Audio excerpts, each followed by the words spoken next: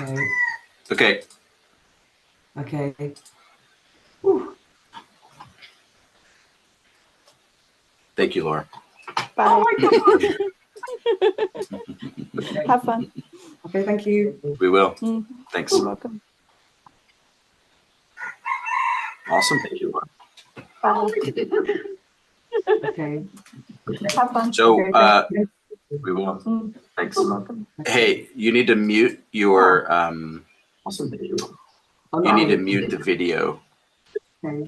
Okay. Have fun. So, Mm. thanks. Hey, you need to mute your, you need to mute the video. Okay. Oh, I'm You need to mute your, did you mute the video? Okay, here we go. Okay, Connor, welcome Hi. to my very first. Hi. That was such a stress. Oh my God. I was so worried about that. We made it after a few 5 seconds or five. We did. Yeah, I was really nervous about the technical side of that, so I'm glad I'm not alone. And just when I pressed live, Yeah. it didn't. So typical, but now we know for next time. Thank you so much for joining me on my very, very first live. I've been delaying this big moment for such a long time. I wanted to do this because I recently interviewed a guy who is an expert in personal brand. And he was talking about going live on YouTube and how effective it was. And I told him that I've been on YouTube for 10 years. And he said, and I told him I've never done a live. And he couldn't believe it. So I thought I would step out of my comfort zone and do it. Awesome. But I'm too afraid to do it alone. So thank you for joining me here. And Absolutely. Absolutely. would you like to explain what you do, even though you don't like introductions? Okay, so Venus, it is awesome to be here. Thank you so much. She said I don't like introductions. That's a reference to mine and Venus's awesome history that we've been developing here since her and I met. And I went on a podcast with her and she had all these questions for me and I refused to really play ball. And we recorded this very awkward interview but we were like, there's something here. It would feel good for us to explore more into this and actually have an interview that felt good to both of us. So then we continued talking, we met privately, and then we recorded another interview, and that's the one, if you go on the Orgasmic Lifestyle podcast, that you'll see with her. What she's referring to, me not doing introductions, has to do with the fact that my message and my brand, speaking of brands, Venus, my brand kind of precludes the notion that my history or the identities, say, that I find myself playing in, whether I choose them or they are sort of subconsciously chosen by some sort of automatic identification with the contents of my experience in life, that none of that really gets at the essence of who I am and the essence of what it is that I'm out here in the world, that I find myself preaching about. And so what I am is I'm a speaker, I'm an author. My book, this one, is coming out in 6 days, and coming out on June 16th. And I'm a coach. I work with people one-on-one. I also do groups. And the people that I talk to describe me as a philosopher and a mystic. So yeah, there's your introduction. Great. So I wanted to bring you on here because I found that when we had spoken, the words that come to mind are peace and perspective. And I think the topic of relationships needs more peace and perspective among my audience. And also, as you know, a lot of my friends, because Connor has this service called The One Conversation, which is amazing. It's a 1-hour conversation that's kind of like a mirror, getting to know who you are. And I found it it's a very profound experience for me, and it provided a lot of peace and perspective. And for that reason, I've shared your contact with a lot of my friends who have had similar experiences. Yes. And as I know from all the events that I organize and content that I make, that relationships is a very it's a topic that people are most lost on in this world, especially after the loneliness of the pandemic. We don't really know how to connect with others. So I wanted to talk about relationships from a kind of the growth, how they emerge, and then, how they end. So the whole kind of trajectory of a relationship, starting with the loneliness of singledom and dating apps, because I think dating apps have a bad reputation in general, but I think it Hmm. depends on how you use them, because for people who live in rural places, they might be the only way Mm. to connect with people. So there's no judgment Mm. about using apps. But I think sometimes Right. when you're reducing yourself to, let's say, a picture, a name, and a Hmm. couple of photos, and maybe a sentence, you're not kind of giving off the most complete impression of yourself, and others judge you as well on that. People judging you on very limited information. Yeah. But do you have any Yeah. idea, any tips for someone who's in that situation, how to be more authentic in that kind of situation when it comes to creating a profile on a dating app? Hmm.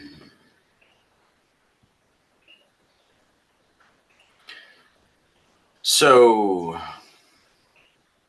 it reminds me, first of all, of this Clarissa Pinkola Estes quote, the author of Women Who Run with the Wolves, that I was talking with Laura Rose Gage about just yesterday, I believe. And there is nothing more um, telling or something like that. Telling is, I don't know if that's the right word, the word that I want to use, but there's nothing more revealing or clarifying about about who it is we are, who it is we're choosing to be, who it is we think of ourselves as, than the people that we allow into our lives or No, one choose to second. participate. Hmm. Maybe it's not live on that link. On that, we're live somewhere else, maybe. Oh, Okay. because someone's just been reaching out to me. I'm going, how is this the thing? Oh my God. All right. I'm gonna. Hang on, but it was live earlier. Let Yeah, me it see was. the link. Hang on, it's a different link. Oops, oops, oops. Oh my God. Wrong link. I have to put the right link in again. En segundo. Okay, So so, the link oh, so the link that we have is not the right link. yeah.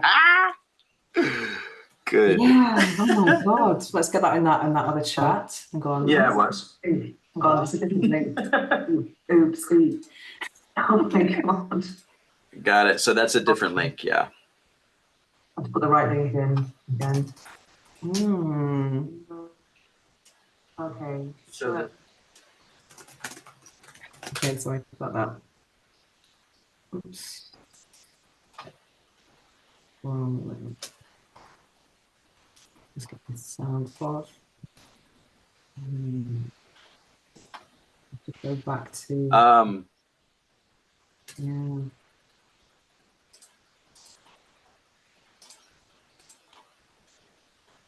good thing YouTube has the trim feature, so that Mm, after the fact we can trim this part out, huh? yeah. How annoying. Um, okay. Oh my God. That's such so annoying. Let's go to LinkedIn and get the right one in as well. Um, If you'll share the link for me on Telegram, I can. okay. Oops, that's a pity. I've shared it on the chat, so anyone who's there will go to the new one. Well, that was a pain with the scheduling the event, and it wasn't the right one, so I did something wrong there. So anyway, oops. Okay. Got it. So let's go back to what we were talking about. So people creating their apps, their profiles, how can they do that in a way it's authentic with just, a couple of photos and a sentence? All right. So I I was going into all of the, first of all, I'm resharing this link now that we have the right link. This is lovely. And here we go. Doop, doop. Aha, look at us. There we go. There's our mugs. Trust, Venus. Trust. How can you be your most authentic in whatever the case may be? It's just that. It's what are you after? Asking yourself why. Asking yourself what your motivation for doing something like this in the first place is. So when we're clear on that, when we're clear what it is that we imagine to be possible through dating or through a dating app or whatever the case may be, then we can show up in a way that is in alignment with that. Otherwise, why are you dating, right? So there's these kinds of questions that I think we ought to talk about. we don't have to do anything, but it would feel good to probably tease some of that out. My answer, I was giving you a long answer initially, and I'd like to amend that and just say trust. How can you be more yourself? Well, you can understand that you're participating in a dating app, and so there are these limitations. It's a bio, it's a picture, it's da-da-da-da-da-da-da. Is that going to stop you? Well, then don't do it. Is that going to stop you? And the answer is no. Well, okay. Do we want to be positive about this experience? Do we want to imagine it ideally, have hope and faith and trust that there's a reason why we would be participating in any of this in the first place?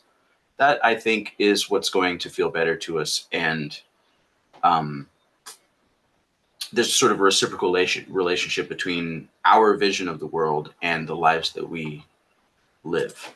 And dating is absolutely no different. Dating apps are absolutely no different. Does a dating app invite all this kind of like the possibility for seeing oneself as separate? Yeah. And there's a whole lot to complain about. Yeah. Does that mean we have to play that game or we have to complain? No. Well, do you think it's a good idea to, I mean, I would say to someone, I've never done dating apps, but I would say to someone to try and get the pictures that convey who they are. It's not just them in the picture, but also maybe their hobbies. I mean, let's say if they like dogs, with a dog, or if they like nature, something like that, and be as natural as possible. I think the problem what I see in dating apps is when people try and go for the kind of like the gym look, or maybe going too sexy with their pictures, you might attract that not the thing you're looking for, unless you kind of have clear like what you're looking for, because it's been different, not all connections are, emotional and long term, the things that we are seeking. So I think that's how really, important as well. And also what I think is important in apps is that first contact. For example, I've been on dating websites years ago, and just being female and online is enough just to get all these messages. And the messages that just say, hi, how are you? Hi, how are you? That's just like, I mean, you just know that they are copy paste, copy paste. I mean, my practical advice would be to mention something that's in someone's profile, something that, caught your eye. Do you have any tips about that, about how to make that first contact with someone in the chat? Oh my gosh. Be yourself. Do what feels good. Mm-hmm. Be present with the words or the whatever it is that you find emerging through you in the moment in which you find yourself. We are overthinking this, Venus. Mm. But We are overthinking this. If someone wants to have,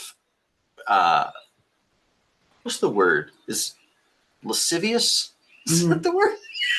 Yeah. if someone wants these,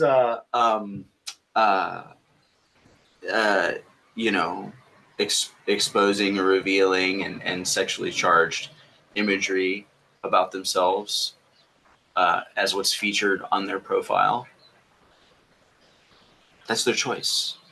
Mm-hmm. That's their choice. That's their choice. If they want the gym look, that's their choice. Here's the issue. The issue, I believe, is the extent to which the gym look happens as a result of thinking that that is what you ought to do in order to fill in the blank, right? There's a very big difference between, I'm multitasking. I'm like posting this link on LinkedIn. It's very fun. Our new link, now that we figured it out, you know what, Venus, Oh my it figured itself out, didn't it, Venus? So yeah. these questions, like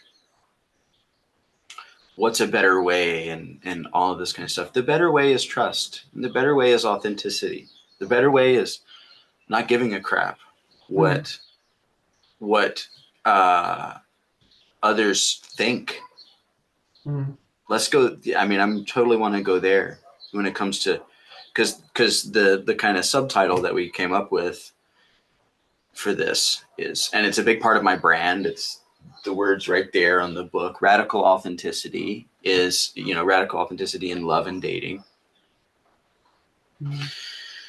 Is it possible for us to show up to relationships in a way that we are so fully present with who and what it is we think of ourselves as being in the moment, that no matter what this person says or does, or certainly not the things which we find coming into our minds about the stories that we think that they're running in their heads. my God.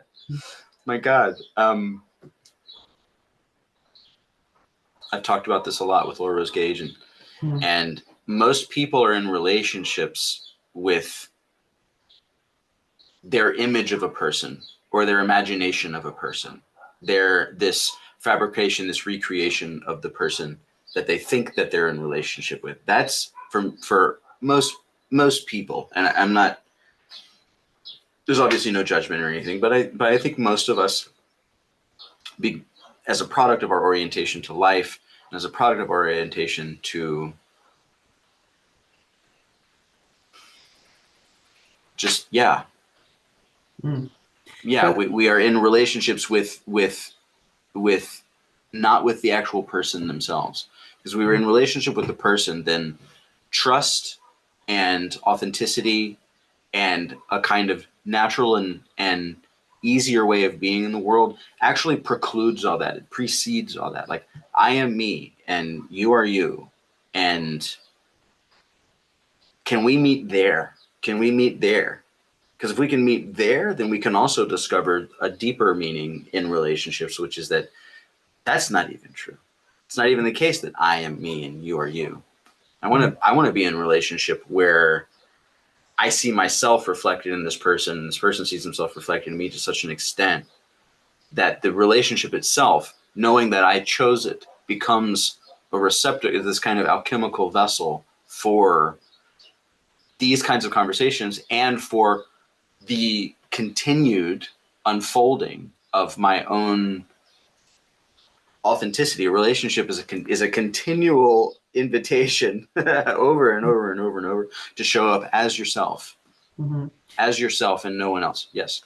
I think I definitely agree, but I think when in that situation of, let's say, a first date, when you've been chatting with someone, you have all these ideas of who they might be, and it's all in your imagination, and then you meet them in person, and then it's a big boom. I think they say it's 7 seconds that you kind of know if there's an attraction there or not, and some people you have to sit through a coffee and a chat, which can be very awkward. But I think in those situations, most people, because of the nerves or what have you, they find it very difficult to be authentic because it's difficult to absolutely even for the most chatty people. It's difficult to find conversation, and what questions, how can we connect in a first conversation to try to get to that connection and see if there is one or not. Do you have any idea of how people could do that?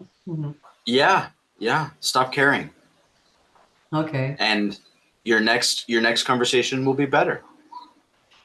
And trust that if what's there is really ideal and is really your creation, is really more of the life that you are being called to live coming through your experience, this person, Trust. Trust that you'll have another conversation, and you'll even be able to, in that conversation, say, you know, I was so nervous. I really wasn't myself. I look forward to, I'm incredibly excited to like take all my clothes off, like all of my ideals, all of my,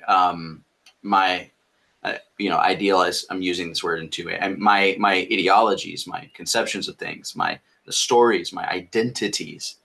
I want relationships where I'm just so bare naked that it's just, you know, red hot nuclear fusion.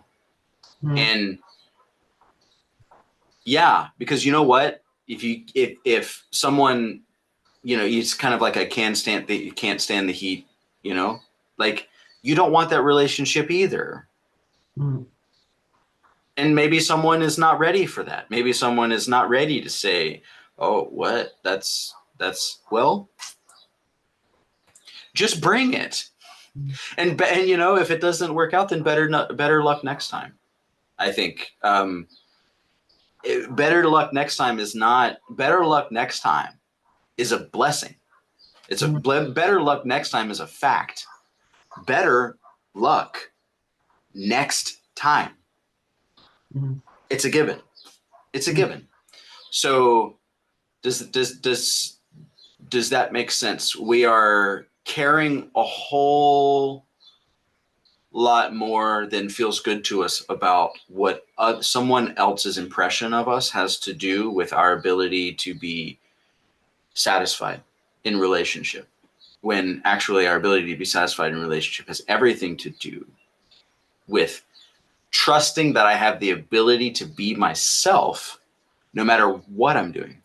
And I think one of the big obstacles I see with friends who are dating is that, which is quite inevitable, with as life goes by, people get very set in their ways and they're not willing to have flexibility about certain issues, and it becomes harder and harder to meet someone halfway. So people have this list of requirements, this invisible list of what they expect and what they want and what they are hoping to find, and then everything's kind of falling short.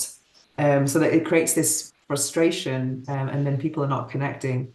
Sometimes I think I've heard this thing about, you know, not just actually looking for the list, but becoming it, you know, becoming the things that you want to seek in the other. Do you have any ideas about, or any recommendations about people's expectations about, let's say, has to be this, has to be that, has to be that? You know, many people have these lists about. What do you want? Yeah, what is your? Are they expectations? Are they requirements? Are they criteria? Because that is a really good way of keeping this manifestation of yours at arm's length. I will not date someone unless they. That feels awful, dude. That feels terrible. Why? Because you're so solid and so, you know, such a brick wall that you're not flexible in this. It's not possible to actually meet someone where you both are, be radically and authentically yourselves, and be so deeply satisfied with the way that you are experiencing this moment. If this person is a brunette rather than, you know, a ginger, what the hell, right? What the hell? So, to the extent to which we see those things on our list as criteria or expectations, good luck. Good luck. It's going to hurt you. It's going to be painful. You know, I hear my Buddhist friends like speaking in my head. They're like, yeah, this is a cause for suffering. And you can have those desires. Okay, brunette. Okay, makes X, you know, has X salary. Like, have all of it. It's fine. Like, it's more than fine. It's actually great. It's actually ideal. Do it, and then drop it. Write it on a list and then burn it. Write it on a list and throw it away. Do you trust? Do you trust that there's something else going on here in life that's capable of leading you precisely there? And that every date and that every whatever it is along the way, even if it doesn't necessarily meet these expectations that you've had, well, they're expectations. There's nothing to meet. There's desires, and there's the trust that life will fulfill them. Let's say you've got this list, and then you fall in love with someone who's not that list at all. I think that's really cool when that happens, because it's like you think you know, and then you realize you don't know. And I think that's a really cool. That's happened to me in my life. And sometimes that surprise, the element of surprise, it makes it stronger almost. Sure. This a little bit of a paradox, right? So like you don't know, and you do. You can't know, and you've always known. So does that mean that your list was wrong? No. Does that mean that the list still won't happen? Let's play this out. I like this. Look, you've got a list of all these criteria. This is your strong desire for them to be like this, look like this, work like this, blah blah blah blah blah. It's silly, but let's just play in that playpen. That's fine. Okay. And then you go on a date and it's like totally not that person and is surprising and delightful.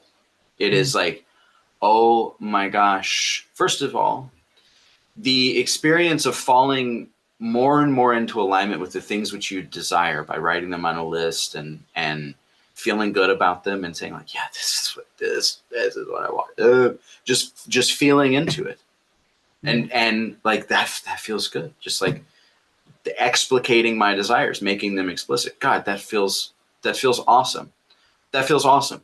Now, the extent to which I see myself and the contents of this list as some kind of goal or objective that's separate from me in time, and when is it going to happen? When is it going to happen? Well, that may be another conversation, but that's not the way. So you write this list and you're feeling good about it and you're like, this is awesome. And then you go on a date. Let's play it all out. You're on the dating app and it's like, oh, this person is definitely not on the list. You can already tell. Right. And you're like, this is definitely not my list person. And you go on the date and you're like, oh my God, the feeling in my heart, in my chest of openness, and it's just so fun. It's just so fun spending time with this person. Now, do you know how this plays out? Can you even possibly know how this plays out? Yes and no. You've got your list. That was a desire of yours at some point in time. Were you wrong for desiring that? No. Were you even incorrect in trusting that life will deliver exactly that? I would say no, probably not. Can you be with that person, the one who wasn't on your list? Someone listening to this, I think someone who wasn't on your 10-year plan, someone who wasn't on your 5-year plan. Can you trust that when a date goes bad, I think people feel this fear of like, it makes them lose hope, I think.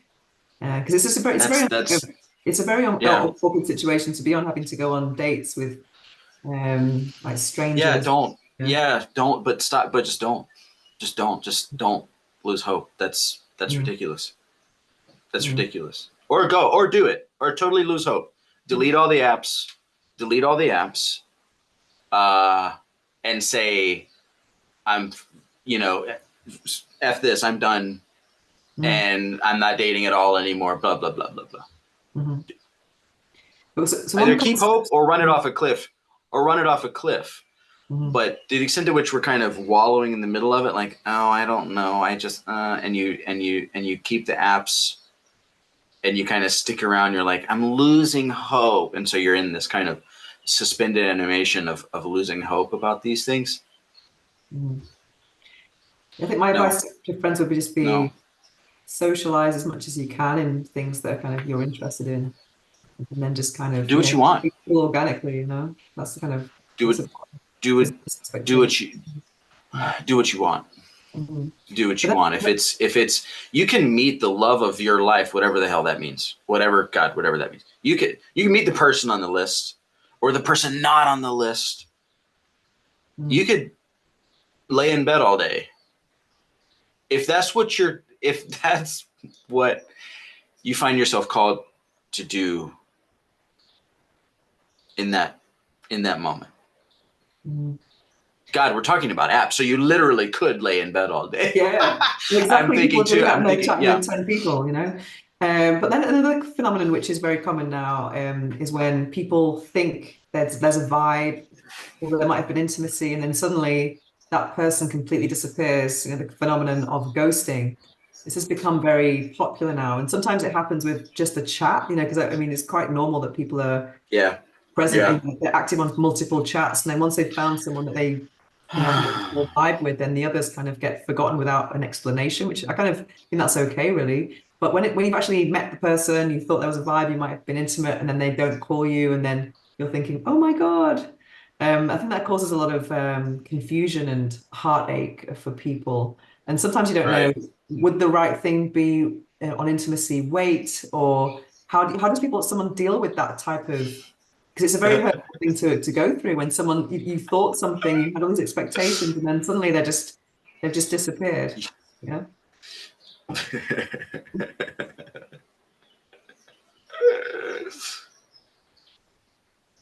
I mean, just to say trust in someone to someone like that, when they're in a very kind of like, vulnerable position and Mm. opened up and then, Mm. whoa, this is really Okay. hard. To say, let's go there. Yeah. Say trust to someone in a vulnerable position is not going to, It's it's not not gonna going to go down. help. Yeah. Right. Where do we go from here? Where do we go from here, Venus? Well, This is a conversation about radical authenticity, right? Well, as an optimist, I always try and see, the lesson in it and what I've learned. Like it's saved me more heartache down the line, and maybe I might think, or maybe I'm going to wait until I know that there's a mutual Sure. vibe before I kind of get intimate. Or I think that's the type of Mm. value I would get from an experience like that. Just to kind of, kind of protect myself for the future, unless I'm like 1,000,000% convinced. But I think there's always a risk in that. There's always a risk when you open up that there's going to be some kind of disappointment. I think that's the nature of relationships. There's even if it goes well. My God, my God, my God. There's a risk driving your 2 or 3 thousand pound, 60 mile per hour metal bullet to the gas station. Mm. Mm.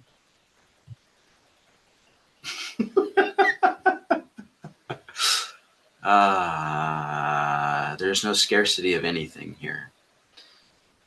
There's Mm. no scarcity of. Did my Oops. It's not. So I think what we might have to do now is switch to Oh, this. So hi. okay. Hi. Yeah, we're good. Different camera, different camera, different camera. So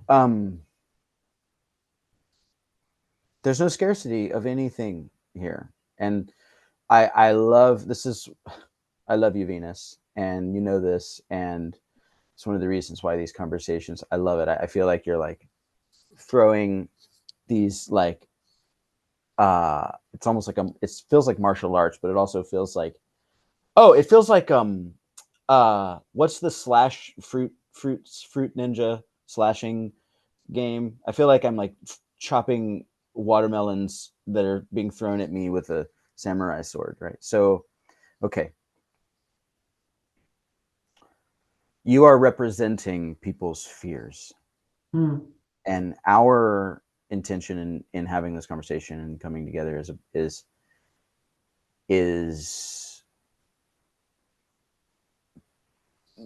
for God's sakes, let's start at the possibility that it's possible to get to a place within ourselves which trusts and which has a kind of fluid, like effortlessness in doing the thing in which it finds itself doing, whether it's responding to someone on an app or driving your 60-pound metal bullet to the grocery store. You are here. Your life is unfolding in some, it can and continues to unfold in some sort of mysterious and miraculous and wonderful, beautiful way. And who cares whether or not someone ghosts you? No.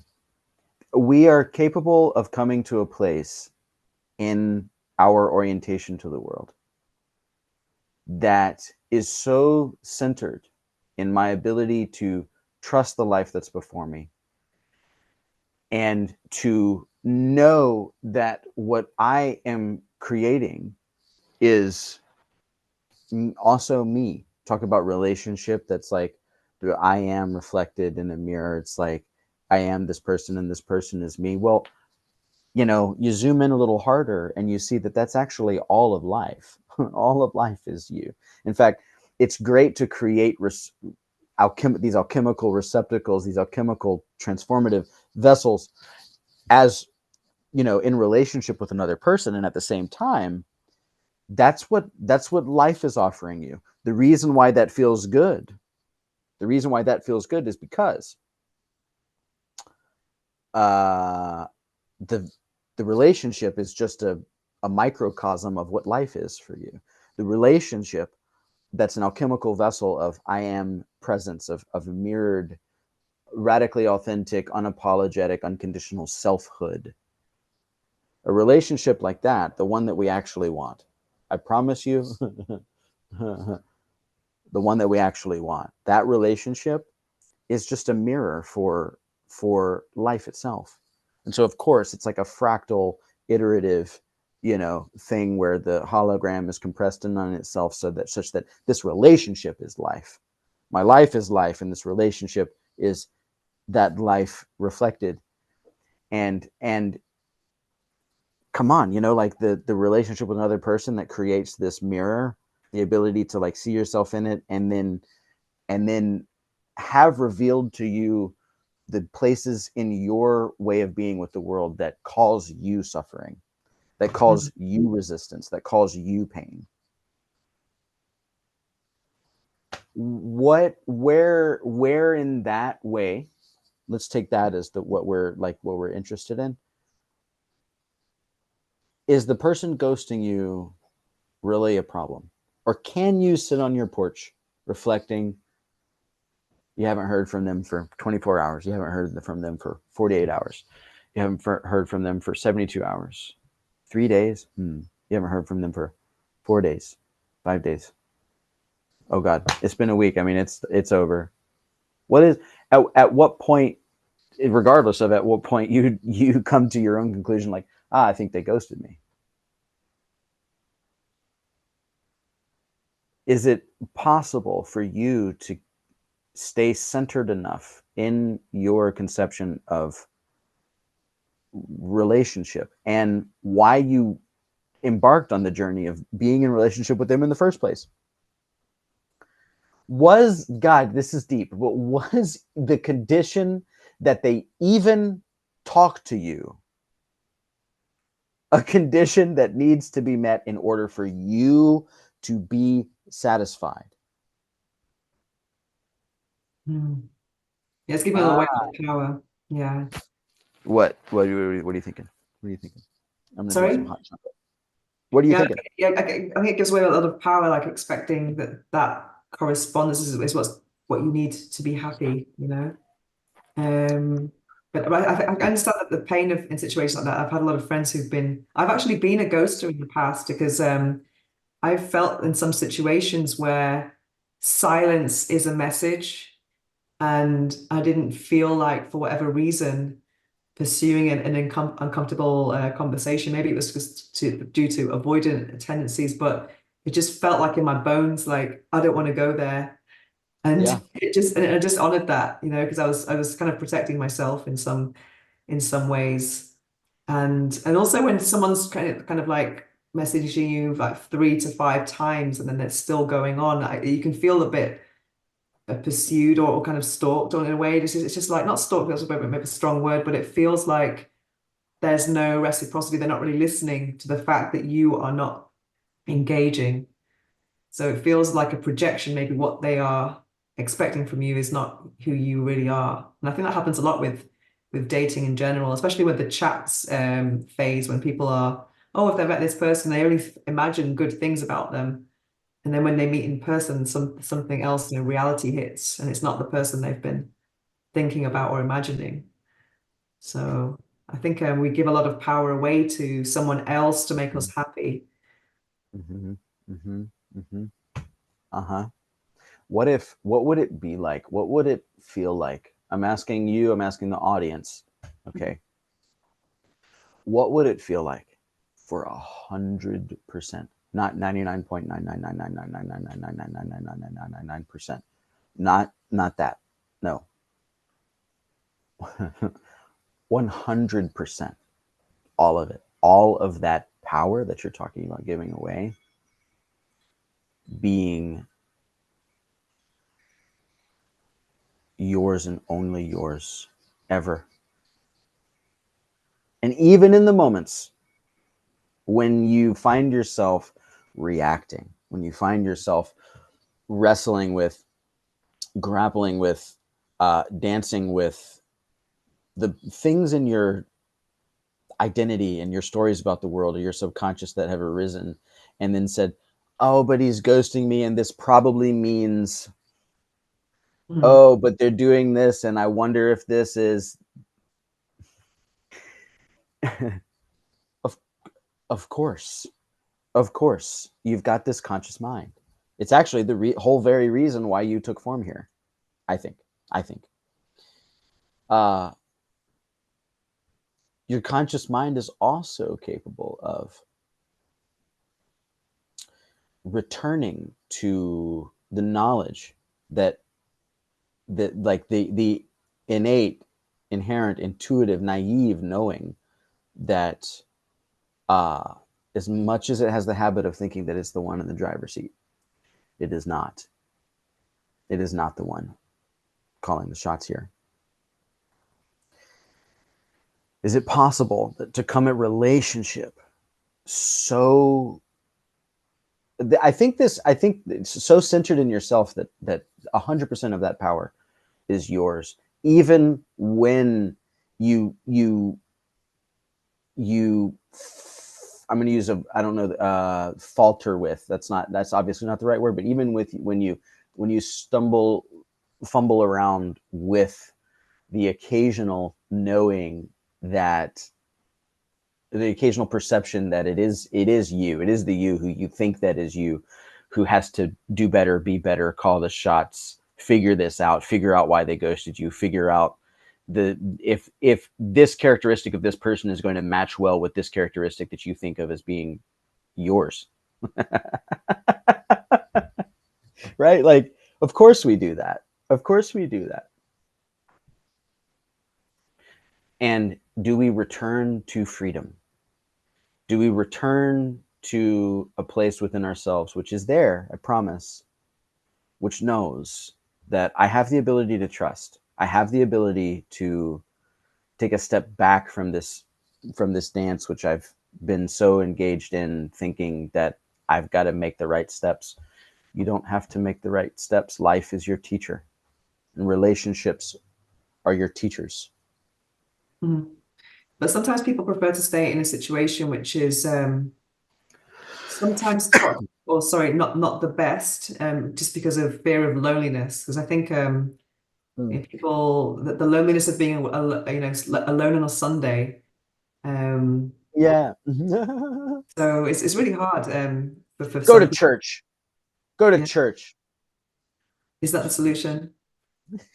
It is for a lot of people. A lot of people Yeah. find incredible connection and community in their religious affiliations. Incredible connection and community. And what I love about that going to church. What I love about that is that the entire the fundamental premise, the underlying premise of being in church and seeing anyone else in that same community, their physical presence in that community, is that there's a kind of understanding and mutual understanding that there's something else going on here. Now, honestly, religious or spiritual organizations, I think, would be a great place to meet people. But what was the question? being lonely on a Sunday. People often stay in situations which it's not making them happy, but they think it's better than, let's say, being alone. So this is a real, not all relationships are. Yeah. Well, they will suffer. Yeah, because it's hard to sometimes take that courage and just to, embrace loneliness almost. And because I know people who have been, they've had, families and marriages, and then when they go through a separation, and suddenly they have to, deal with having their children half time, and then that silence which they haven't lived with for years and years, where usually with a house with kids is full of joy, and there's always noise, there's always something happening. And they find it very hard just to kind of like think out their lives have been given to other people for such a long time, and then suddenly they're facing themselves. They don't really know how to deal with that. Yeah, and there's the worry about the kids being without them. Give it a year or two or three, and the time to yourself as a parent without the kids, being able to hand them off to the other person, even if the other person is to you has there's objectionable methods of parenting or whatever the case may be. You will still very much value that silence, and you will come to appreciate. This is very funny. You will come to appreciate that the child also in their lives of having chosen two parents that would get divorced or get separated or split up or whatever, that they are choosing that life. They selected that cereal box off the shelf when they were going and shopping for a human life before coming into this experience. And they said, I would like, yes, I'll it's a very popular box. It's a very popular cereal box to choose, but divorced parents, I'll do that one. Good. Because there's something in there for me, and understanding what those few years, I mean, it's really not by any means the majority of your life, what those few years of going from household to household and stuff has to offer you in terms of contrast.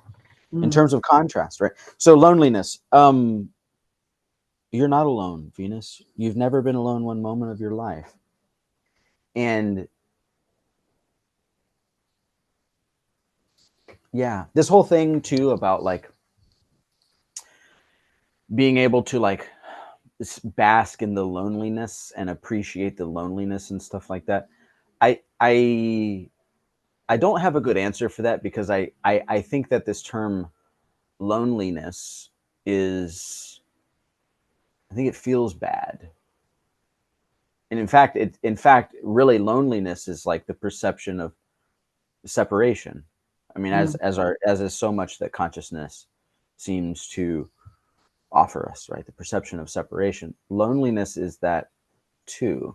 And in fact, the very idea that someone is alone is a story, because were they strongly desirous enough of connection, and they had the trust in life that life has the ability to meet them more than halfway, well, who knows? I mean, for God's sakes, they could be in bed all day, and the neighbor could knock on the door with cookies.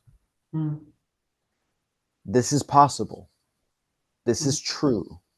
You get what I mean? So it's not about these ways of wrestling with the world in terms of the conditions that I think need to be met. Loneliness versus community, right? Communication versus ghosting. It's possible to hold as a value and to orient ourselves to the world in such a way that returning to that trust, that power, where 100% of that power is yours because you understand yourself, in relationship as living a life which is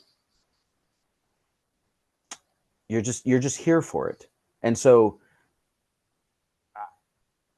that's where the radical authenticity piece continues to, for me at least, to just emerge again and again and again and again. If you can bring your full self, and you can, and I promise you can, bring your full self to a relationship, they could ghost you all. They could ghost you all day. They could ghost you all day. All day. You know what I mean? They can ghost the heck out of you, and there's no loss here.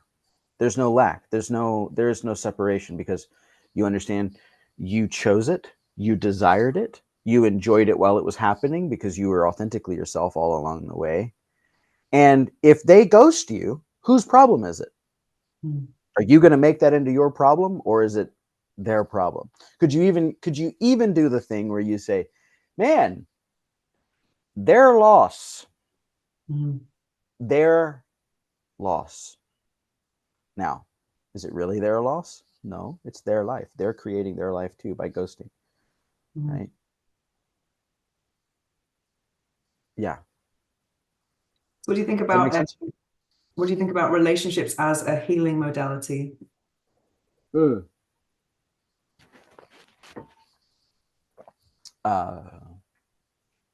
Yeah. I saw this. The reason I'm asking is because I saw this reel on Instagram one day, which caught my attention, and it was talking about these different healing modalities such as breath work, plant medicine, therapy, blah blah blah. But the best one is a relationship, because you're getting all these triggers, all of these things of your path. It's like unscheduled. Exactly. So things can pop up at any time. And you're having to face them, and you have a real interest and motivation to resolve them in order to restore peace and enjoy the rewards such as intimacy, etc. So what do you think? Now hold on. Hold on. Whoa. Okay. The extent to which, so I've touched on this about how, like, if I can be authentically myself in a relationship, then the relationship in which I find myself, I can see as the sort of alchemical transformative vessel which it has the possibility of being for me. Whether it's that for them is not my problem, or my job, or my business, or anything, unless they choose to share it. And if they choose to share it, I will celebrate them, and that still doesn't make it my problem. Okay. The extent to which I show up in this relationship as myself, I would say that there's a 1-1 correlation with the seeing myself in relationship in this way, and the ability of this relationship, taking the invitation that life has for me to see this relationship as, and allow it to be, this healing possibility, this healing potential. I touched on that. I had this it's actually, I wanted to use a physics metaphor. I was doing this earlier. I don't know if it was caught, but I was like going like this earlier, like two people, like these two mirrors, was doing like this. So there's something called the Casimir effect in quantum mechanics that they've demonstrated on a macro scale now, where if they have two mirrors, holy crap, this is so relevant. I hope the listeners are like, what? Trust me. All right. The or don't, I don't care. So the Casimir effect is where they've been able to take two mirrors, and when they can put these two mirrors that are super ultra, like, nanoscopically small, and put them close enough together that the distance between the two mirrors is actually smaller than the wavelength of light that's passing past them. So you've got like red light and all this other kind of light passing between these mirrors, but if the distance between the mirrors is smaller than the actual wavelength of light passing between them, so in other words, we're talking about very, very tiny mirrors, they're very, very, very, very, very, very close together. Okay, what happens is that light literally pops out of space. So you put these two mirrors close enough together, and without light passing between them, because it can't. Light can't pass between them because it can't bounce light from one to the other. Guess what? Light appears.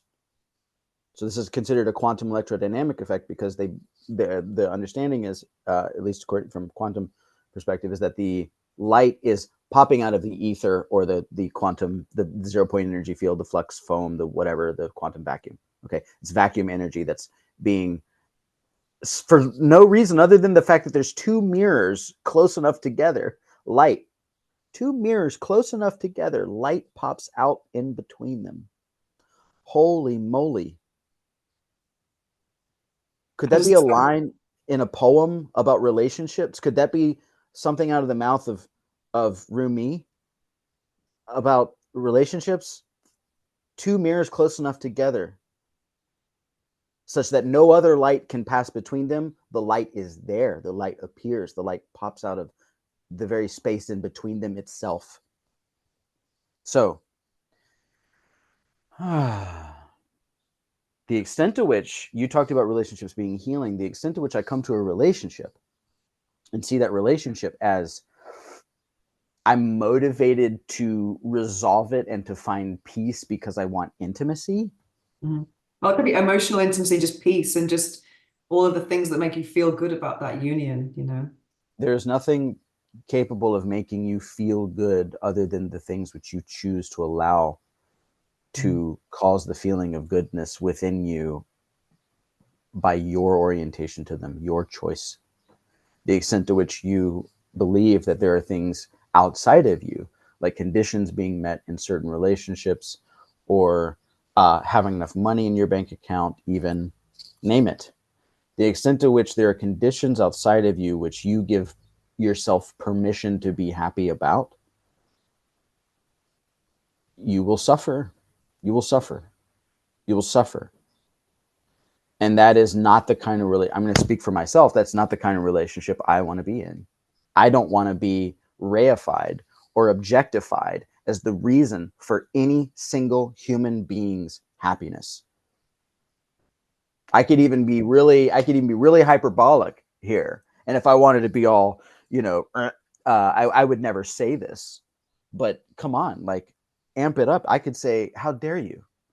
How dare you place upon me the condition that your happiness is conditional upon my behavior or my performance according to your criteria and expectations that you have about what you think a relationship should be, rather than just being yourself in this moment here now, the way in which you find yourself now, now, now, now, not then, not at some point in the future. And I certainly don't give a crap about the past. What about this? What about this? That power that you talk about, that authenticity, it's here now. It's not something which it's not even a state to go and seek. It has no conditions. So you are just you. And you are also capable of bringing that you-ness to the things that you think of as relationship. Go tell your lover, this is very Abraham. It's one of my absolute favorite Abraham Esther Hicks videos. One of my favorite lectures of hers ever is, I love you so much, I don't care what you think. Go and tell your lover, I don't care what you think. You don't make me happy. You're not the cause of my happiness. You're not the reason for my joy. Do I look at you, relate with you, make love to you, see your smile, hear your laugh, and am I joyful? Yes, I am joyful because I see in you the reflection of the invitation to be joyful in my life now. Does that mean, were you not smiling, would I not be as joyful? That's essentially like an asinine, arbitrary thought experiment that has no bearing on the present moment. Mm. And I promise you that this orientation to relationship and to life and to the world feels a whole lot better when we get past the parts that are conscious mind.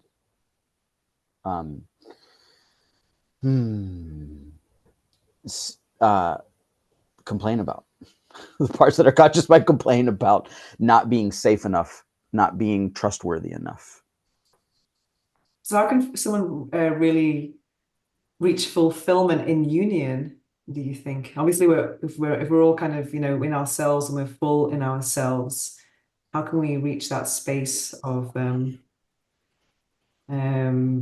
feeling the maximum, the best from a state of union? I mean, how can we fully connect with someone and just really relish the joy of being with someone? Yeah. How do they get to that place? Because I mean, I think a lot of people Yeah. sometimes they're not connecting, or there's a lot of obstacles to get to that space that everyone craves, and not everyone craves, but I think a lot of people would love to feel at some point that feeling of I would say joy, love. Yeah. Yeah. Yeah. Yeah. Yeah.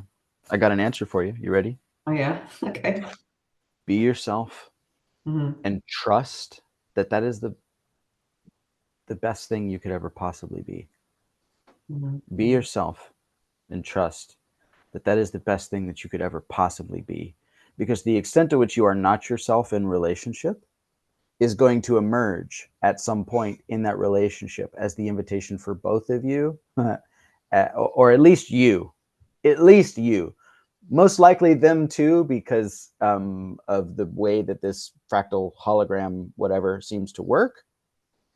And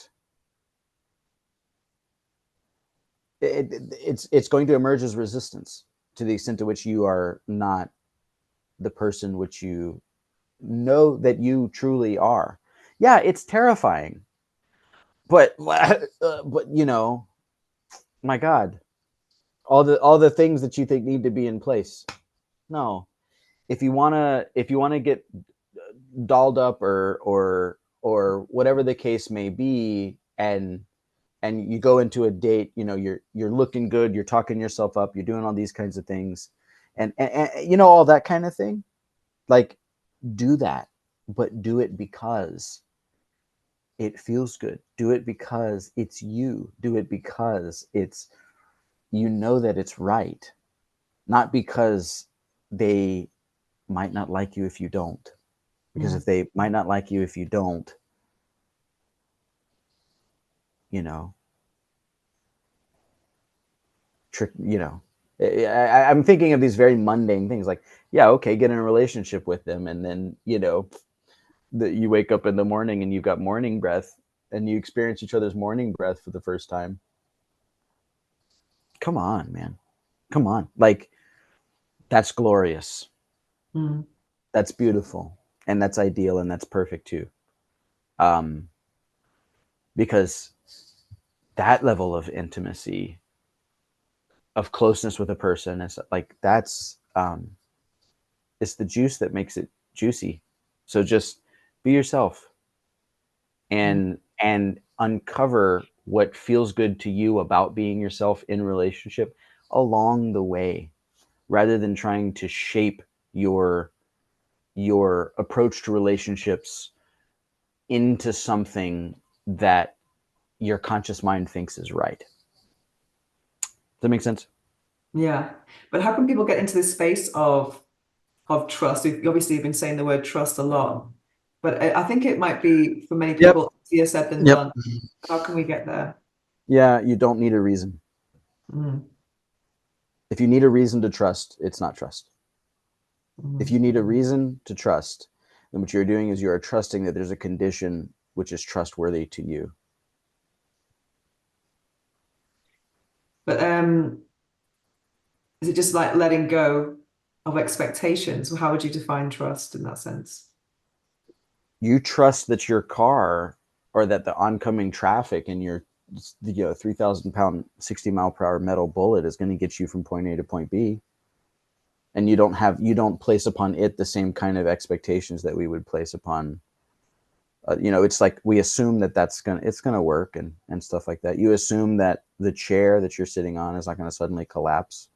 Mm. Or is all that conscious to you? Mm. No, it's like just there, right? It's just a given. You just trust it. Well, Are you capable of showing up that way with another person? A chaotic human life, another unpredictable, chaotic human life with baggage and bullcrap and all this kind of stuff. Are you capable of trusting a person the way that you trust the chair that you're sitting in, or your 60 mile per hour, metal bullet that you drive to the grocery store? Obviously, people ride bikes and ride public transportation as well. I'm just using cars as an example. Yeah, you are capable of trusting, because it's not the car's behavior, because cars break down. Cars break down, and chairs break as well. Chairs break, cars break, people do all kinds of crazy things. The extent to which that I am looking outside of myself for reasons to find that something is worthy of my trust, that's not the kind of trust that feels good to me. I don't want to grant my trust as something that's earned, or that's something that's conditionally I will trust you now. I have decided that you are trustworthy. Or, my God, that's about another person. How can we extend that to life? Life has been good enough to me that I decide now that I can trust it, and I will trust it so long as it continues to be what, nuh-uh. Mm-mm. Mm-mm. Mm-mm. I talk to people all the time about, belief in God, and they say, I've talked to Christians about this, and they say, I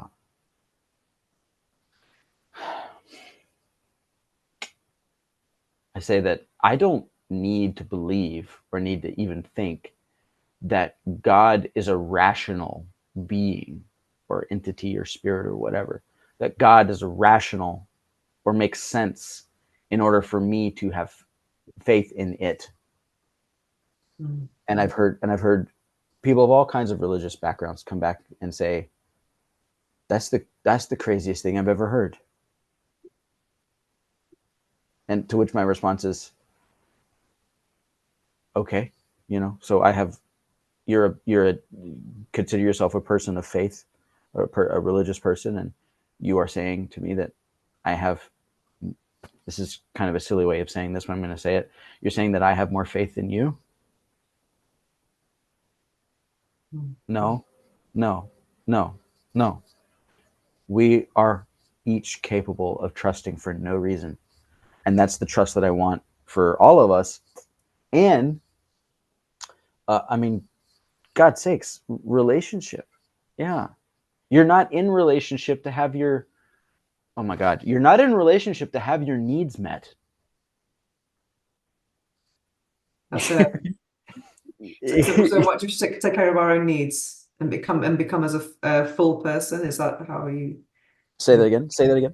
do you think we should maybe concentrate on our own needs and be in our own fullness, and lower our expectations, have no expectations even? I could just as easily say, yeah, Venus, I could just as easily say too, you have no needs. You have no needs. Not like that. I mean, yeah, people's conscious minds, I gotta eat. I gotta have shelter. Dude, that's your conscious mind talking. I gotta eat. Yeah, well, no shit, Sherlock. In general, it should be someone making you feel good most of the time as a criteria. Because I think we spoke once, you said there was two feelings, like good and bad. That's not up to them. That's not up to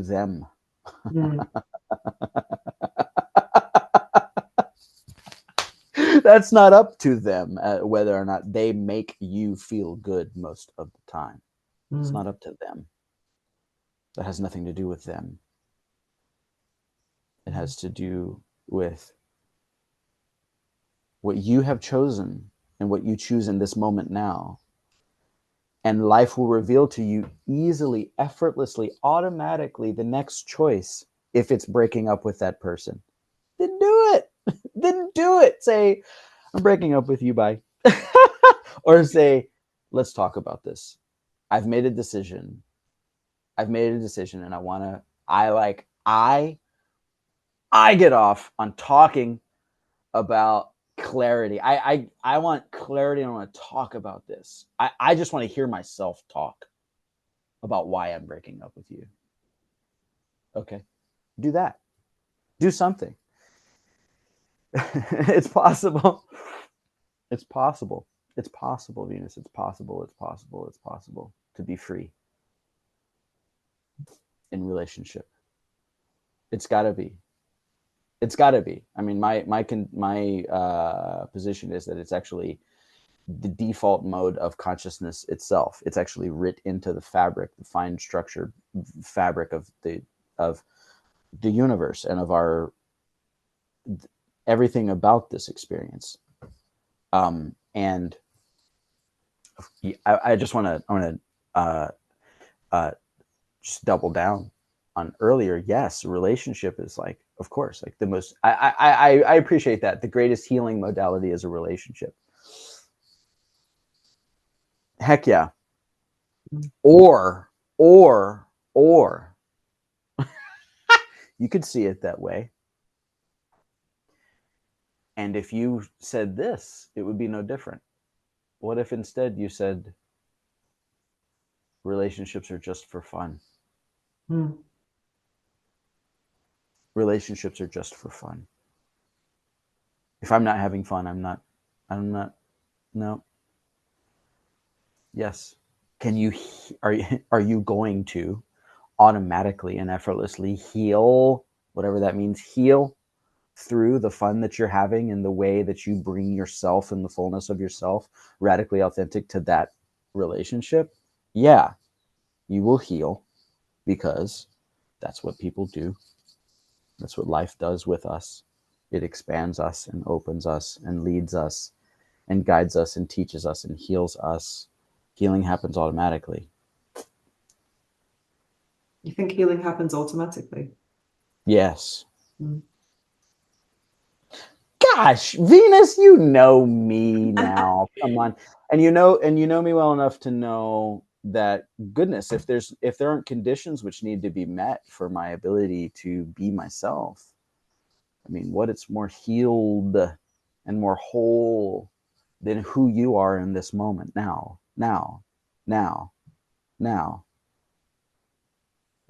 What's more whole and healed than that? So, yes. Speaking of healing, let's talk about the.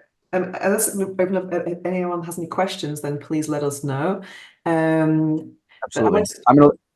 I don't have the video open, so you're the boss. Oh, really? You're the boss lady. Yeah. Okay. I can't read the chat. I can tell you.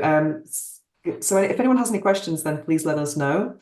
And I wanted to refer to a post I saw on your LinkedIn, because Connor likes to take memes and just debunk them of common how would you say, memes of common pieces of advice. And I think it was something about healing. You talked about don't bleed on the people who didn't cut you. And then I remember reading your response to that, and it was about, you were saying, talking more about that self-love was the solution, not healing per se. How important is self-love? Because I mean, we've talked about relationships now, but let's go back to, I think self-love is probably the most important love, because that's where everything comes from. Like, maybe if you're so complete in your self-love, you're going to have the trust.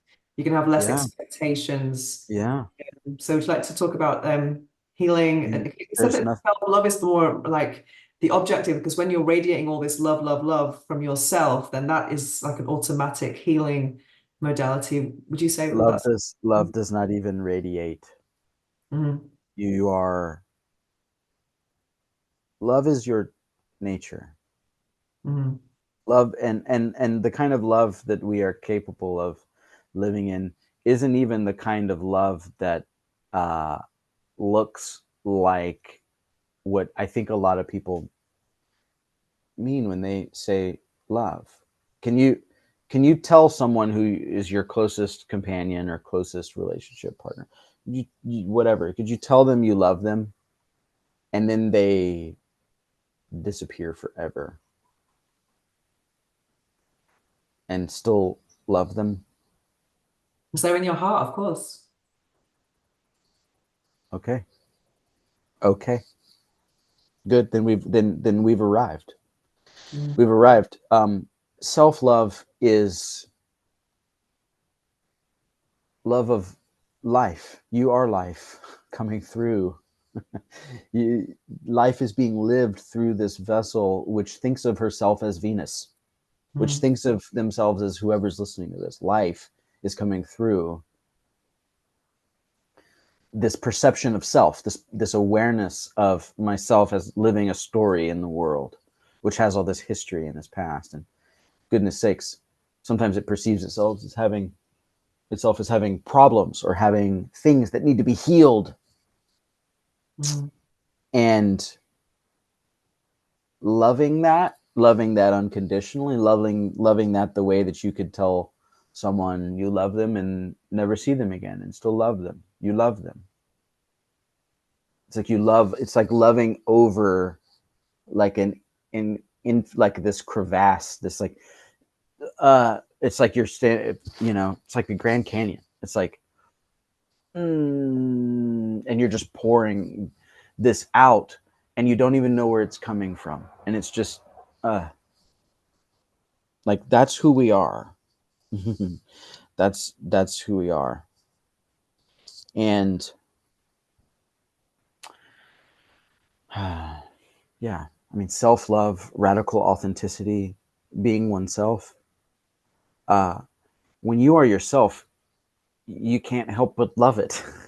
It's pleasurable. It is, talk about the orgasmic lifestyle. It is pleasurable to be that person, to witness what is coming through you in that way without judging it, without thinking that there's healing that needs to be done, without thinking that when this person meets these criteria, then I will know that they are the right person.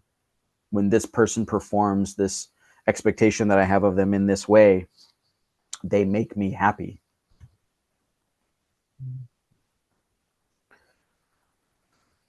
What's the So difference between a love, let's say, the many types of love people say, maybe you do think there's just one type, but the difference between self-love and loving someone else. yeah, no, I think you I love it. I think you got it. I think you nailed it. You nailed it. There's no difference. The extent to which I want to use my mind to bifurcate love into these different types, like even like friendship, romantic, but sexual. So now I've used my mind to go into these conceptions of things and thought about the ways that these things could be expressed differently, such that my orientation to each of them asks different things of me. Whereas I can see love itself as life itself, see time itself as the invitation to see that, to know that, to be that, and go from there. Sexual, romantic, friendship, coworker, what coworker, also friend, sexual attraction extended in time. Oh, you screwed your coworker or whatever. It's like, oh, now we're up to level 4, and now we like, and then we and then like, oh no, wait, they did this thing that I really didn't like. We're gonna, but I still like their sex, so I'm gonna like drop them down a tier on the friend list, but they're still a coworker, can't do anything about that, and I'll keep the sex, but I'm not. What is going on? You know what I mean? Like there's it's not helpful. And I don't like saying I'm working, actually not working, but there's this the pragmatism of the ideas about the world that I like to think about and that come through me. Most of I guess most of what's my objection to a lot of people's doing things like that, like bifurcating consciousness, bifurcating our ways of being in the world as having these different things. Most of the time I just say that's not helpful, but the reality is, I guess this is what it is that it doesn't feel good. It doesn't feel good. It's like, yeah, I can give examples, but I'm not going to. Give an example. Okay. Thank you, Venus. In spiritual communities, or spiritual but not religious ways of being in the world, New Age, whatever the case may be, you can so easily. I noticed this very strongly at the IONS conference that I was recently a part of with Deepak Chopra and Charles Eisenstein and a bunch of kick-ass people. And the people that were coming to our booth and the people that I was engaging in conversations with, there was very readily the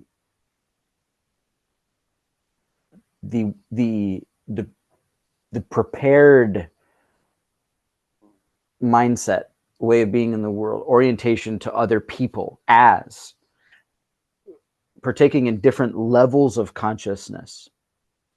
And so they talk about people having different levels of consciousness.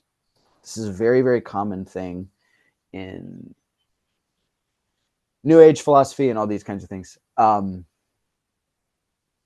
I think it's total hogwash.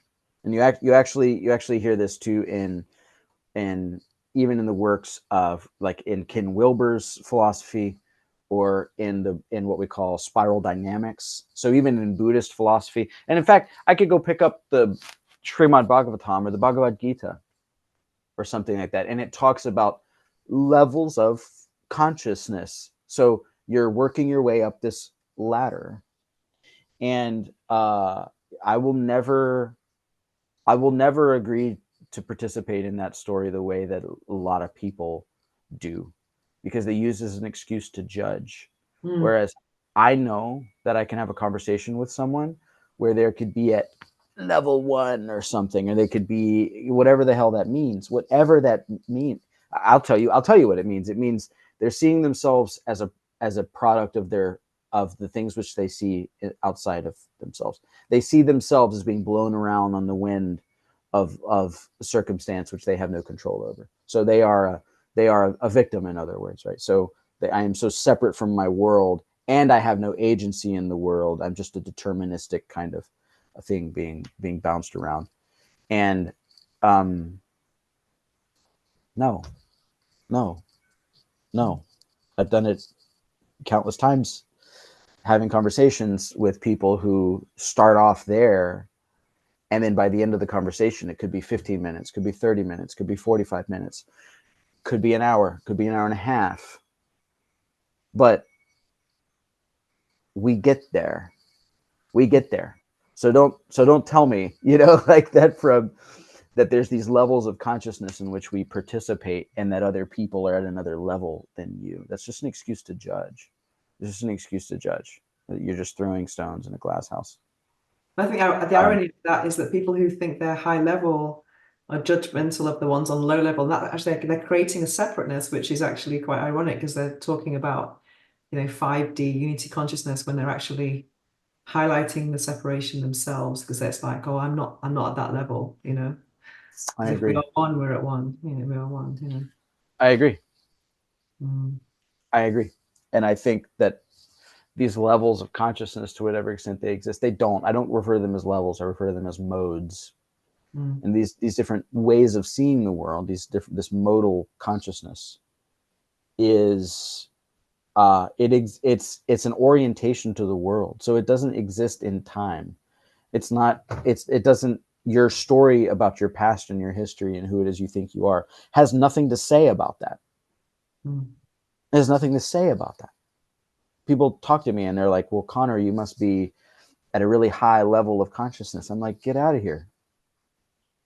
No. Like, you must have done so much work to blah, blah. I'm like, no, like, no. And what would thinking about me that way do for you? Does that feel good? Like, what does that do? What does that do?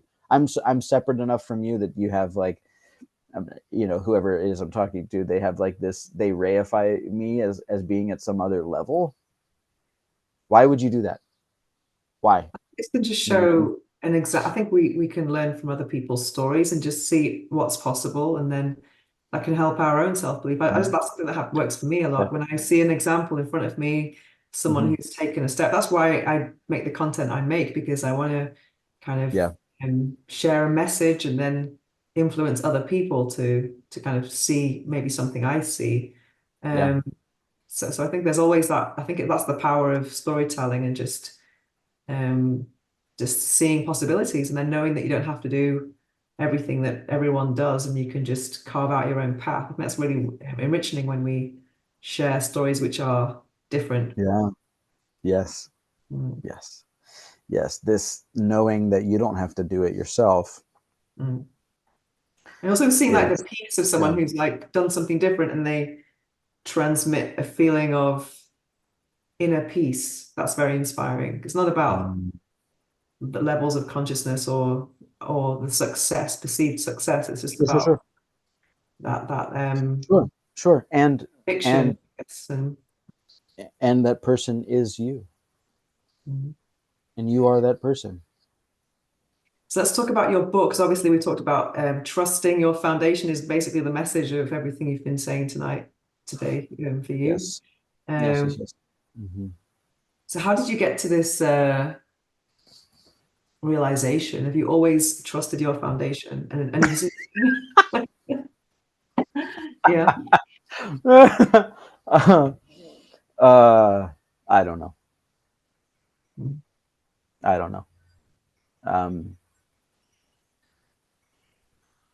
I mean, really, this is again for the way we started this, back to our listeners who, for the first podcast episode, it's like, hey, what, tell me about yourself, your story, your history. And I'm like, no, I don't want to, I don't feel like it. Right. And part of it is because it offers to the people listening the idea that it reinforces the idea that I am separate from you, and I am not separate from you. And so, people, if you do want to know a little bit more about my history, you can pick up the book.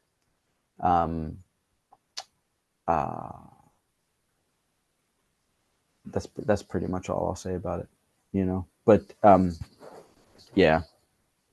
have I always, my inner being has, my higher self has, my true self, my me when I am truly me in those moments of clarity and peace. And so the answer is yes. And the same goes for other people don't. The same goes for you, Venus. Yes, other people around me. What?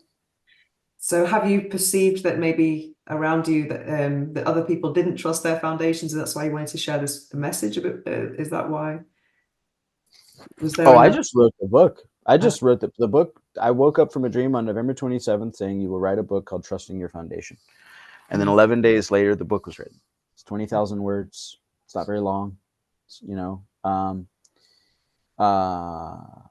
so I didn't have any motivation to write the book.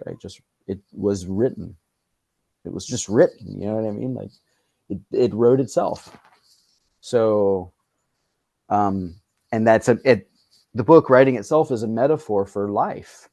That's how it's literally like, this is I'm going to be funny. I've never really, this is a trans-dimensional object. You get what I mean? Like, this is a hyperdimensional impingement upon time and space. I didn't write this. I mean, I did. Okay, I really did. I really did. I've thought for years about a lot of the ideas in here, but I was not writing at the time. It's not like I was like practicing writing, and it's not like I planned on it. I wasn't planning on writing a book. I woke up from a dream that said, you're going to write a book called Trusting Your Foundation. And then 11 days later, I went and I hit the last period of the last sentence of this book. So this book is a trans-dimensional, hyperdimensional object which created itself. Okay. But then again, so is life. So are you. So are all your relationships. That they are it's all automatic, right? The tree just grows, as Venus loves to point out. You go in here. Yeah. My citrine tree of abundance. Yes. Citrine. Well, do we have a question here? Okay. How Paul McCartney wrote. Hang on. Yesterday. Oh, wow. That's how Paul McCartney wrote yesterday from a dream. Oh, cool. Yes. Who is it? Was it someone? Someone else was saying very. Someone else. I told them how this was written, and they were like, "Very John Lennon." Yeah. Okay. Cool. Yeah. I mean, it's how Descartes laid the foundations for modern science, and it's how the double helix structure of DNA was discovered, and that's not even what's interesting about it. What's interesting, like I don't, it's not necessarily like even. I appreciate that. That's funny because I grew up on that song actually. I grew up on that song. Oh God, oh I love it. Oh my mom. It's not even these examples of things like this happening are commonplace, I assure you. And we have no idea how our dreams impinge upon our waking world. We know that the work of Neville Goddard and things like that inform quite a bit about the relationship between the subconscious and the conscious mind, in the hypnagogic state, moving into sleep, and all that kind of stuff. That's another manifestational conversation. But what's interesting about that and about yesterday, Paul McCartney and stuff, is just that that's real, and it's not special. It's not even unique. It's not something which is it's not a special case of anything. That happening or yesterday being written is how life actually works. That is how life actually works. Synchronicity is how life actually works, right? Divine providence is how life actually works. Because when we perceive synchronicity, we perceive this kind of fractal similarity between things in the world so like we're perceiving unity across space and time. Wait, that happened and then this happened and this has this meaning. So the synchronicity is just literally the perception of things. This is my theory on it, is the perception of things how they actually are. Synchronicity is the perception of unity as what it is in the world. So we're perceiving consciousness as consciousness. And you, like the thing whatever your aperture of consciousness is, and this thing in the world, what are they doing? It's like a Casimir effect. It's these two mirrors bouncing light out of the ether because they see unity. It's the perception of unity. So the book is it exists. Yesterday, I think this is how things actually are. So what's stopping people from trusting their foundation, do you think? Nothing. Or what they're perceiving as stopping them? Just maybe fear?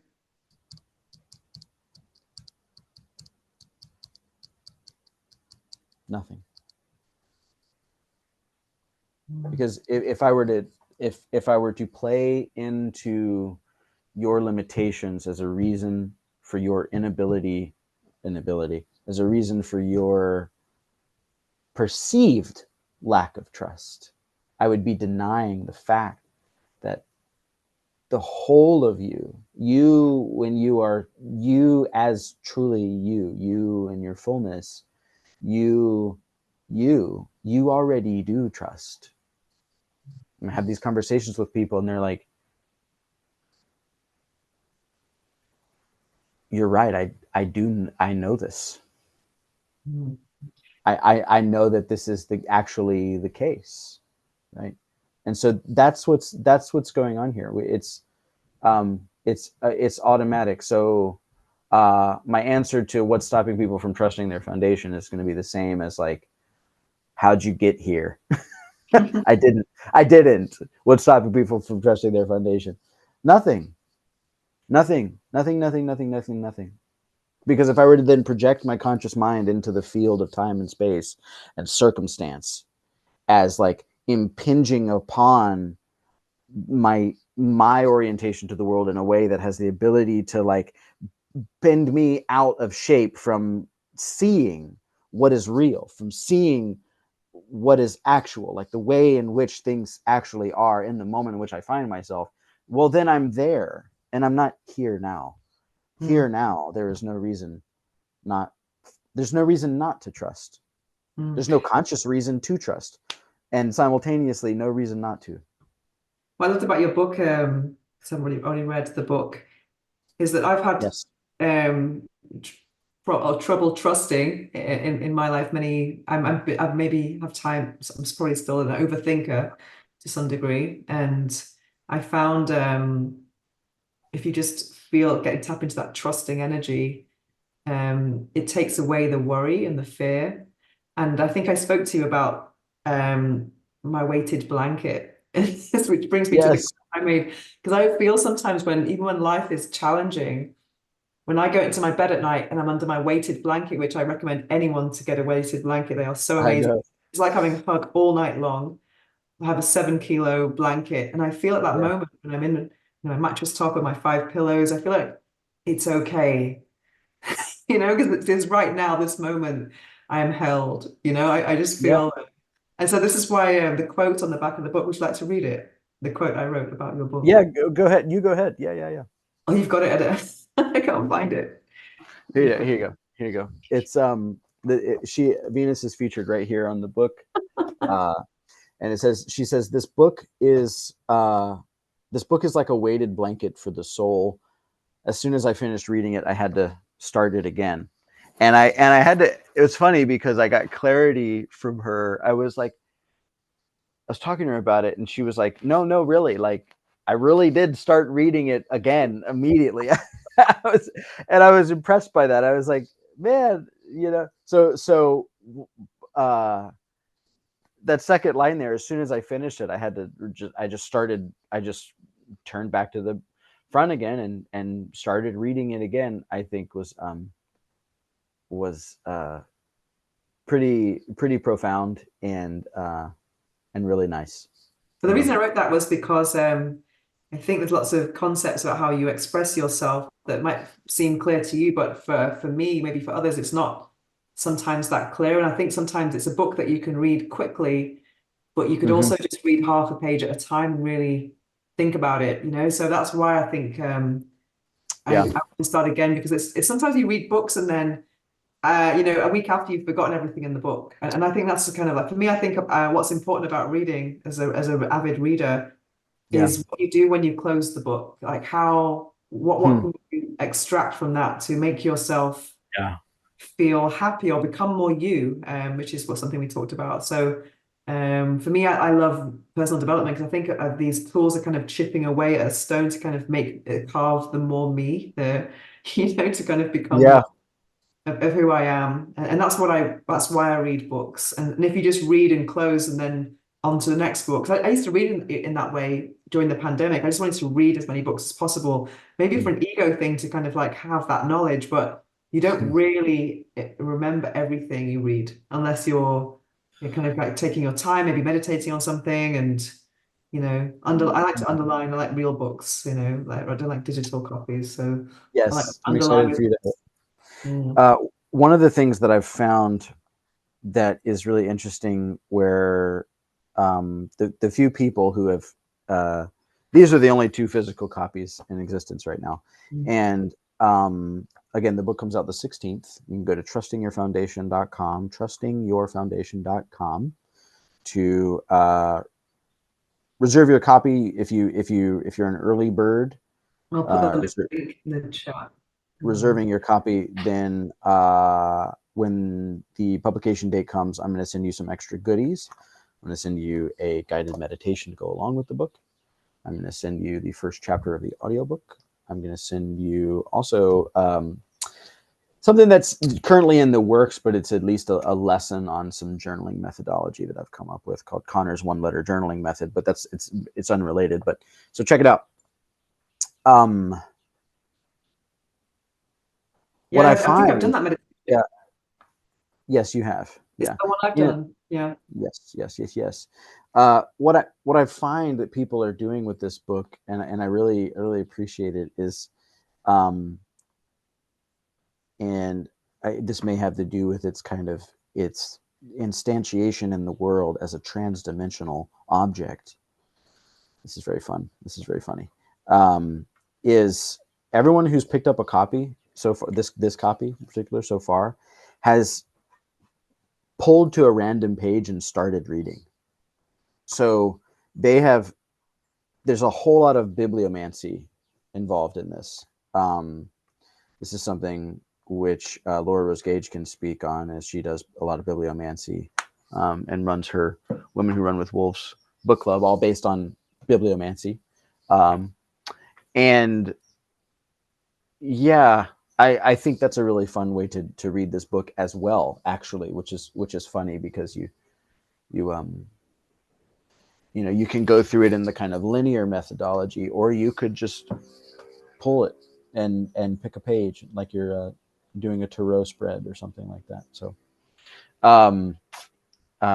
it is intended to be read, but I think especially after you've read it, I think that it you can be reminded of its contents if that's how you choose to relate with it. Actually, it doesn't matter. Do it however you like and whatever feels good. Yeah. Cool. Wow, my dear Venus, what do you think? It's great. Yeah, I was I've done the first live. Oh my God, that was really stressful. Yes.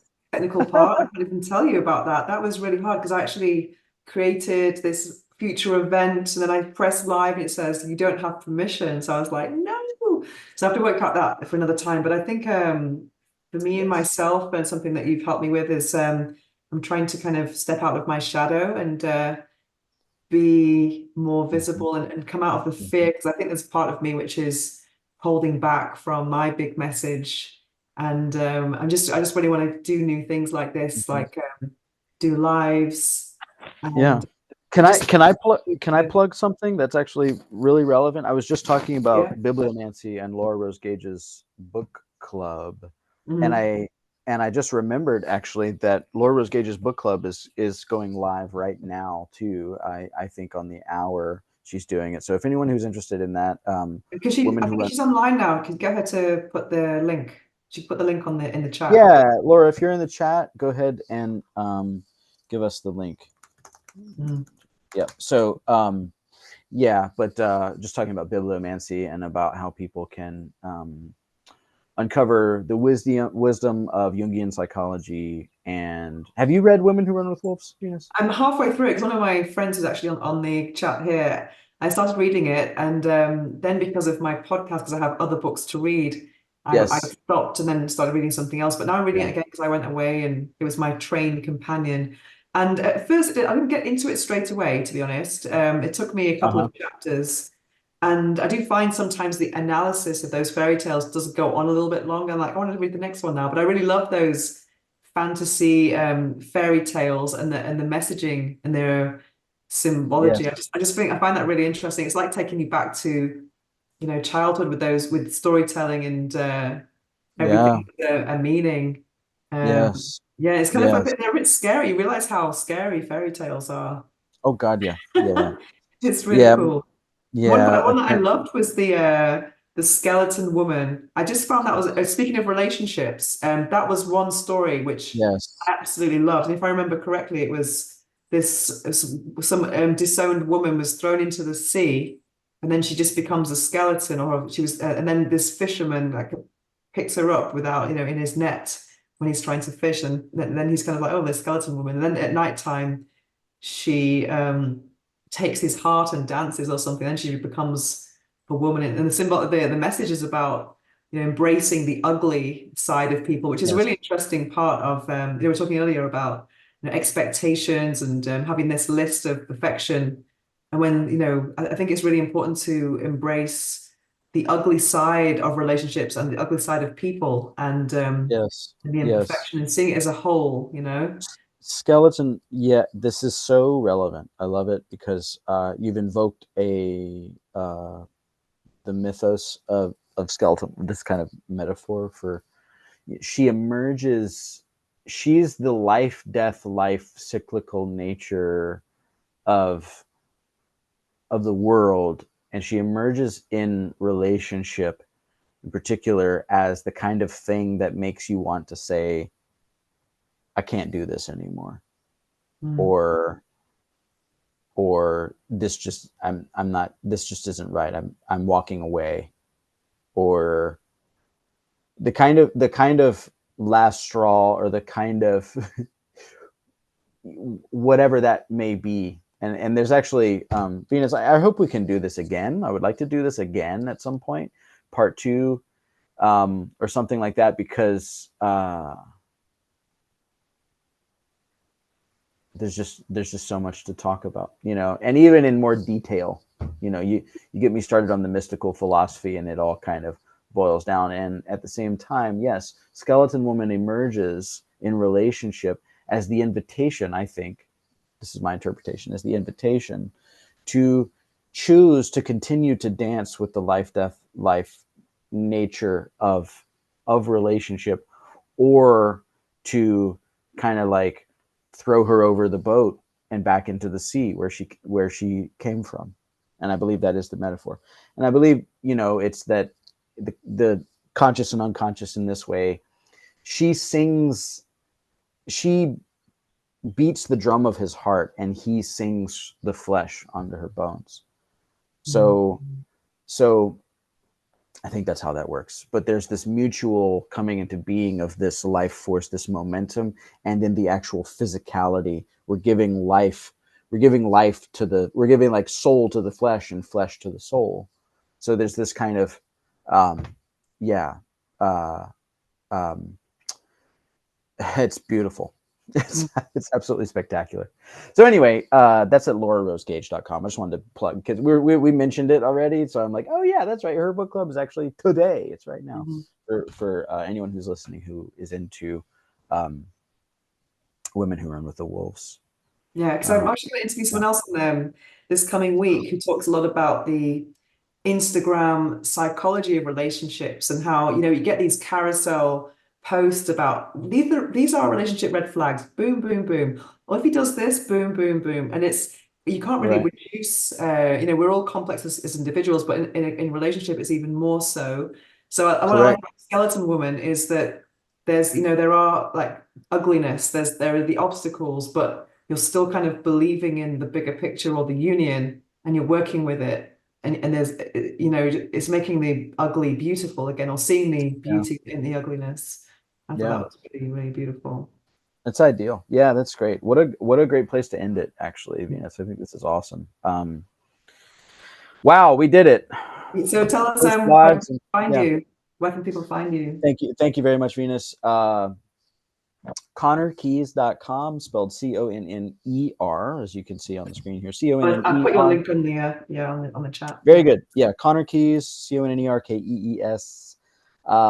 That's where you can learn a little bit about me, and just kind of you can actually sign up to be a member of the Mirror for free. Actually, if you sign up to get those early bird gifts for the book, you'll actually also be enrolled automatically as a member of the Mirror, which means The mirror is where you go in to access those gifts. Like it's where you'll go to access your free guided meditation.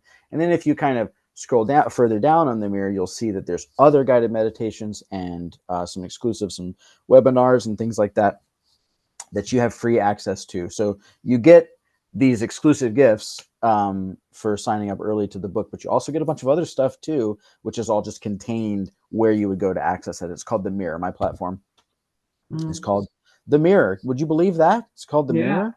Yeah. I feel like our conversation was like a mirror. It's like seeing myself as I've always Exactly. been, but it's like, oh yeah. Exactly. That's how this works. That's how this works. If my perception of synchronicity in the world really is the perception of things as they actually are, as this kind of unified wholeness, then gosh, can we bring that same kind of energy to relationships and just trust that me being myself without condition, and that includes being triggered. Come on, people. That includes anything that you find yourself doing in the moment. Can you trust that your raw, radical, authentic being in that moment is the very means by which life is going to lead you into deeper depths of clarity about who and what it is you are, who and what it is you want to from relationship, right? And I mean, the flourishing that's found there is readily available and automatic and effortless and easy, and that's life. Amazing. Well, thank you so much for this first stream and all this wisdom. So I'm going to stop the actual YouTube thing now. Mwah! Much love to y'all. Thank you for Thanks. tuning in. Bye.